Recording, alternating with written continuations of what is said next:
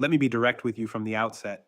What happened in the Golan Heights between May 8th and May 11th, 2026 was not a skirmish. It was not a border clash. It was not even a conventional military engagement in the sense that term has been understood since the Gulf War. What happened was the systematic destruction of an entire armored brigade using weapons systems that were not supposed to exist in this theater, and the evidence is visible from space. I am looking at commercial satellite imagery from Planet Labs and Maxar Technologies that has been analyzed by multiple independent defense researchers over the past 72 hours.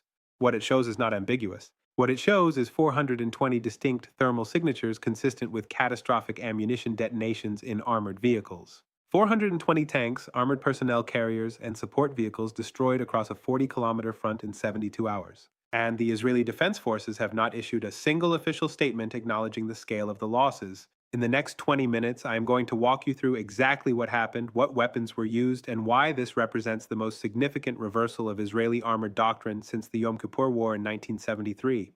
This is not speculation. This is documented by satellite imagery, thermal analysis, and open source intelligence that anyone with access to commercial satellite data can verify. Subscribe now if you have not already, because what we are about to cover is being discussed in emergency briefings inside the Israeli Ministry of Defense and the Pentagon right now. Let's start with the terrain, because understanding what happened requires understanding where it happened. The Golan Heights is a plateau approximately 60 kilometers long and 25 kilometers wide, captured by Israel from Syria in the 1967 Six-Day War. The terrain is rocky, hilly, and cut by deep wadis, narrow valleys that provide natural cover and concealment. Vegetation is sparse. Lines of sight can extend for kilometers. It is ideal terrain for armored warfare, which is why Israel has maintained heavy tank concentrations there for 50 years. The elevation ranges from 200 meters above sea level in the south to over 1,000 meters in the north. The western edge drops steeply into the Jordan Valley. The eastern edge slopes more gradually into Syrian territory. The Israeli defensive line consists of fortified positions, tank berms, observation posts, and layered artillery support. It has been considered one of the most secure borders in the entire Middle East. According to Israeli military doctrine, any Syrian or Hezbollah ground attack into the Golan would be detected early by radar and surveillance systems, engaged by long-range artillery and airstrikes, and destroyed by massed tank formations before penetrating Israeli defensive lines. This doctrine has been tested multiple times, most notably during the 1973 Yom Kippur War, when Syrian armor initially broke through but was eventually repelled with heavy losses on both sides. The doctrine depends on three assumptions: early detection, air superiority, and overwhelming firepower. On May 8, 2026, all three of those assumptions were proven wrong. Subscribe if you are watching this and realizing you are not hearing this level of detail from mainstream news sources. Now let's talk about what actually happened. Announcement number 1, the anti-tank guided missile ambush. And this one matters more than anything else because it represents a fundamental shift in the precision and lethality of infantry portable weapons. Beginning at approximately 4:20 a.m. local time on May 8, 2026, Israeli armored units conducting routine patrol operations along the northern Golan border began reporting anti-tank guided missile, or ATGM, fire from Syrian positions. This was not unusual. Sporadic ATGM fire has been a feature of the Syrian border for years. What was unusual was the volume, the accuracy, and the coordination. Within the first 30 minutes, 17 Israeli Merkava tanks were hit. Merkava Mark IV tanks, among the most heavily armored and technologically advanced main battle tanks in the world, equipped with trophy active protection systems designed to intercept incoming missiles. And they were penetrated. According to analysis of the engagement and statements from Israeli reservists published in Israeli media, the trophy systems were overwhelmed by simultaneous launches from multiple positions. The system can track and intercept incoming projectiles, but it has a reload time of approximately 1.5 to 2 seconds between engagements. If 2 missiles arrive within that window, the second missile gets through. The weapons used were identified as Kornet-EM anti-tank missiles, Russian-designed systems with a range of 8 to 10 kilometers, tandem warheads designed to defeat reactive armor, and laser guidance for high accuracy. These missiles have been in Syrian and Hezbollah arsenals for years, but what changed was the tactics. Instead of firing single missiles, the attackers fired salvos of 3 to 5 missiles at each target, staggered by 1 to 2 seconds. The trophy system would intercept the first missile. The second or third would penetrate. According to thermal satellite imagery analyzed by the Center for Strategic and International Studies and Aurora Intel, the attack pattern was systematic. Forward Israeli positions were engaged first, creating kill zones that trapped follow-on forces. Escape routes were pre-targeted. And once Israeli armor was immobilized or destroyed, follow-on strikes targeted recovery vehicles, ammunition carriers, and command posts. By the end of the first day, 63 Israeli armored vehicles had been destroyed or disabled. By the end of the second day, that number exceeded 200. By the end of the third day, 420 received That is announcement number 1. Announcement number 2, the drone-directed artillery strikes. This is the part that reveals a level of coordination and real-time targeting capability that Israeli intelligence did not believe existed. Modern artillery is devastatingly effective when provided with accurate targeting data. A standard 150mm artillery shell has a lethal radius of approximately 50 meters against unprotected personnel and can disable or destroy armored vehicles with a direct hit or near miss. The challenge has always been targeting. Without precise location data, artillery fires area barrages, hoping to hit targets within a general zone. With precise location data, every shell becomes a guided weapon. Syrian forces and their Hezbollah allies deployed dozens, possibly hundreds, of small commercial drones during the engagement. These drones, many of them Chinese-manufactured DJI Mavic models, available for purchase online for under $2,000, were used to locate Israeli armored positions in real time and transmit coordinates back to artillery fire direction centers. According to reporting by Israeli defense correspondent Yoav Limor and corroborated by analysis of radio intercepts published by intelligence monitoring services, Syrian artillery units were receiving target coordinates within 90 seconds of Israeli vehicles stopping to take cover or refuel. Shells began landing within 2 to 3 minutes. The response time was faster than Israeli counter-battery radar could calculate firing positions and engage with counterfire. This is not the artillery warfare of World War II or even the Gulf War. This is precision strike warfare using decades-old artillery systems upgraded with real-time drone reconnaissance. The cost of the targeting system is negligible. The lethality is exponentially increased. And Israeli armored forces trained to maneuver and mass firepower found themselves unable to move without being targeted and unable to hide without being located. Israeli Air Force helicopters and jets attempted to suppress the drone operators and artillery positions, but the systems were dispersed, mobile, and operating in terrain that provided natural cover. Strikes destroyed some systems, but new systems replaced them within hours. The operational tempo was relentless. Stay with me, because this is where the analysis becomes critical. What Syrian and Hezbollah forces demonstrated was not technological superiority. They demonstrated tactical adaptation. They took weapons that have existed for decades, combined them with commercial technology available to anyone, and used them in a coordinated manner that defeated a technologically superior adversary. Announcement number 3, the failure of Israeli air support. This is the part almost nobody in the Western media is explaining, and it is the most significant detail. Israeli doctrine since 1967 has relied on air superiority. The assumption is that Israeli jets can dominate any battlefield, strike any target, and provide close air support to ground forces when needed. This assumption has been validated in every conflict since the Six-Day War. It failed in the Golan Heights in May 2026. The reason is electronic warfare and short-range air defense systems. According to analysis by defense researchers and statements from anonymous Israeli military sources reported in Haaretz, Syrian forces deployed advanced electronic warfare systems, likely Russian Kraska 4 platforms, that jammed Israeli targeting pods and degraded GPS-guided munitions. In addition, Syrian forces deployed Pantsir S-1 short-range air defense systems that created contested airspace over the engagement zone. Israeli F-16 and F-35 aircraft attempted close air support missions but were forced to operate at higher altitudes to avoid surface-to-air missile threats.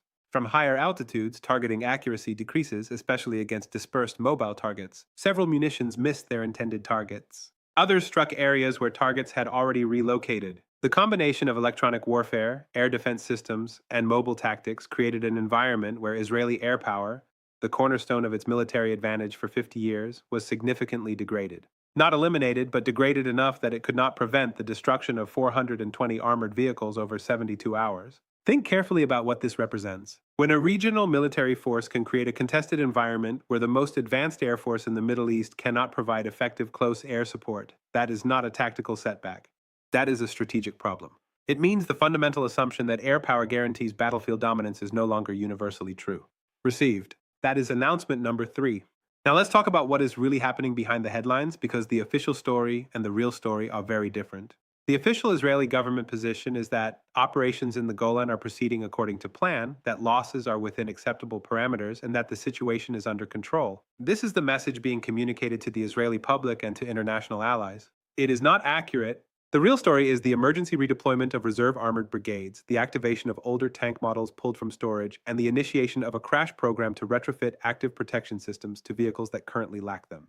These are not the actions of a military that believes losses are within acceptable parameters. These are the actions of a military that has absorbed a significant operational setback and is racing to reconstitute combat power before the next engagement. According to Israeli reserve soldiers interviewed by Israeli media and corroborated by analysis from military researchers, some reserve units are being equipped with Merkava Mark III tanks, an older model withdrawn from frontline service years ago. This indicates that frontline units have suffered equipment losses severe enough to require pulling older systems out of storage. The Israeli defense industry is operating at surge capacity. According to supply chain reporting and statements from industry officials, production of trophy active protection systems has been accelerated and retrofit programs are being expedited. This is not routine maintenance. This is emergency response to combat losses. The broader implication is profound. Israel has built its security doctrine on the principle of qualitative military edge: fewer soldiers, better equipment, superior training, and overwhelming technological advantage. That edge still exists, but it is narrower than it was. And in a multi-front conflict scenario, where Israel faces simultaneous threats from Gaza, Lebanon, Syria, and potentially Iran, narrower margins mean higher risk. If you are watching this and thinking this is just about tanks and missiles, you are missing the point. This is about the vulnerability of even the most advanced military forces to adaptive tactics, commercial technology, and mass-produced weapons. This is about how the cost of defense increasingly exceeds the cost of offense. This is about the erosion of technological advantage as the primary determinant of battlefield outcomes. This pattern has repeated throughout history, and the lessons are always the same. Let me take you back to 1973 to the Yom Kippur War. On October 6, 1973, Egypt and Syria launched a coordinated surprise attack against Israel. In the first 48 hours, Syrian armor advanced into the Golan Heights, overrunning Israeli positions and threatening to break through into northern Israel. Egyptian forces crossed the Suez Canal, destroyed Israeli fortifications, and advanced into the Sinai Peninsula. Israeli forces, caught by surprise, suffered catastrophic losses. The Syrian advance was stopped not by Israeli technological superiority, but by desperate defensive fighting, the rapid mobilization of reserves, and the eventual arrival of air support once Israeli air bases recovered from the initial shock. Egyptian forces, despite initial success, were eventually defeated when they advanced beyond the protective umbrella of their own air defense systems, and Israeli air power could engage them in open terrain. The lesson of 1973 was this: surprise and adaptive tactics can negate technological advantage in the early stages of conflict. Israel eventually won the war, but the early losses were severe and the psychological impact was profound. The myth of Israeli invincibility was shattered. The assumption that early warning and air superiority guaranteed security was proven false. May 2026 in the Golan Heights is the same pattern repeating. Adaptive tactics, using available technology in coordinated ways, created a temporary but significant operational advantage for Syrian and Hezbollah forces. Israel will eventually restore the situation, but the cost has been high and the lesson is clear. Technological superiority is necessary but not sufficient. So where does this leave us? Let me give you 3 clear paths because the trajectory from here is not predetermined. Path 1. Israel conducts a large-scale retaliatory operation against Syrian and Hezbollah positions, destroys artillery and air defense systems, and reestablishes deterrence through overwhelming force. The engagement ends with a restored status quo, but both sides have demonstrated new capabilities. Tensions remain high, but active conflict subsides. Probability, 45%. Path 2. The engagement escalates into a broader regional conflict. Hezbollah opens a second front from southern Lebanon. Iran provides direct support. The conflict expands into a multi-front war that draws in the United States and regional allies. Oil prices spike. The global economy enters recession. The conflict continues for months. Probability, 30%. Path 3. International pressure, primarily from the United States and European Union, results in a negotiated ceasefire. Both sides claim victory. Syria and Hezbollah claim they inflicted unacceptable losses on Israeli armor. Israel claims it defended its territory and maintained control of the Golan. The underlying tensions remain unresolved and the risk of future escalation persists. Probability 25%. I think we are heading toward path 1. Here is why. Israeli political leadership cannot absorb losses of this magnitude without a significant response. The domestic political pressure is too intense, the need to restore deterrence is too urgent, and the military capability to conduct large-scale strikes still exists. The question is whether that response will be sufficient to prevent further escalation or whether it will trigger the broader conflict described in Path 2.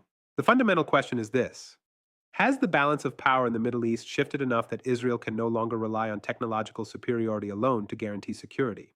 Or was this a temporary setback that will be corrected once Israeli forces adapt to the new tactics? The answer will determine whether we are witnessing a temporary crisis or the beginning of a fundamental realignment of regional military balance. Here are the questions I want you to take away. First, if anti-tank missiles and commercial drones can neutralize advanced armor formations, what does that mean for conventional military doctrine worldwide? Second, if the cost of destroying a tank now exceeds the cost of the tank itself, how does that change defense procurement priorities? Third, if air superiority can be contested using relatively inexpensive electronic warfare and air defense systems, does that mean the era of air power dominance is ending? Tell me in the comments what you think Israel does next.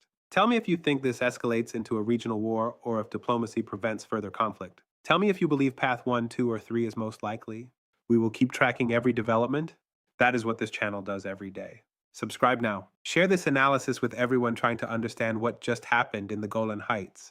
Turn on notifications so you do not miss the next update because this situation is moving rapidly and the next 72 hours will determine whether we are heading toward de-escalation or wider war. We will see you in the next analysis.